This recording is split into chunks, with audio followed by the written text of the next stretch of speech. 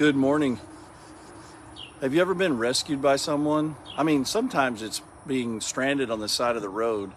You don't really know what to do. You call and your friends or family don't pick up, and some very kind stranger stops and they know a little bit more about cars than you do, and they get you going and they rescue you. Maybe it's to give you a ride to the nearest gas station, or maybe it's helping you get something fixed to get your car to run and go down the road. It's a lot more serious than that sometimes. Like 17 years ago in September, I had a heart attack, and I had no idea what was going on, but my wife took me to the hospital. I should have gone on an ambulance, but when I got there, they had a catheterization lab, and they were able to unclog an artery that was killing me. They were amazed and frightened when they saw it on the screen of the x-ray machine, because they said later that usually the kind you had, the size of the artery that fed half the heart, usually when it gets blocked with a blood clot like that, it kills people.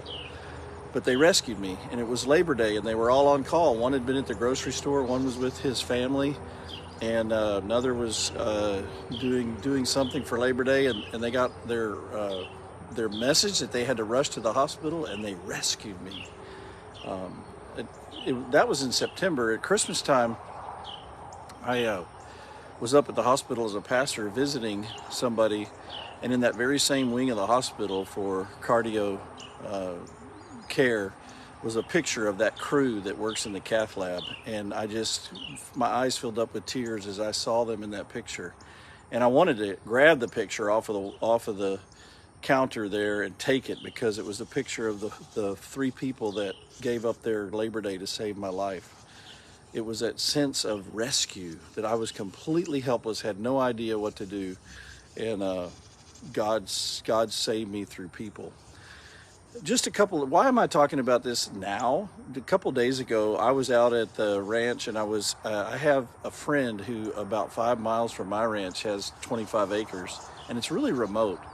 And I go there to check a couple cows that I graze there. It gives my friend a break because he gets tax exemption for agriculture, and it's free grass for me. And so I go there about once a week to make sure the cows have water. As I walked up to the water trough, and I left a picture on this Facebook to show you this yesterday, it's kind of stunned me when I walked up. There inside of a half-filled water trough, about the size of a bathtub water trough, about half filled, was an owl, big yellow eyes, amazing eyes, and it was stuck in there. It had come in to get a drink, but it got its feathers all wet, and it couldn't get flapping to get up and out of there. And then later, because I showed the picture to my friend Margot, and her daughter Kelsey works at a wildlife rescue rehabilitation place, and Kelsey told Margot to tell me that was a fledgling, a young owl, but it was a great horned owl. She said even the mother of the owl was probably not too far away trying to watch her baby, but this baby was stuck in that water trough, and he was still alive. There was a shovel nearby, so I got the shovel and lifted him up and flopped him out of the water trough, and he started to dry off, and I took care of my cows. I stayed around 20-30 minutes, tried to see him again, and he kind of flopped off into the woods, and I thought, he's so exhausted from trying to flap his way out of that trough, I need to leave him alone. So today, the day later, I don't know how he's doing, but I bet he's a lot better. He's got his best chance. But he didn't die in that water trough, which was what was going to happen. I only go there about once a week, and God knew that I was going to show up, and neither the owl nor I knew that I was going to be there to rescue him. This little story makes me think about our salvation, though. I talked about my heart attack, I talked about side of the road, and I talked about a baby owl. Well, what about us? We don't realize it, but we are in peril because of our sins, and because of death is in our bodies, and we're all going to pass away, and judgment comes after we die. We are in peril. But we've been rescued. And that's the whole point of the word saved. We talk a lot in Christianity about being saved. But sometimes we say it so often it loses its meaning. Being saved is being rescued.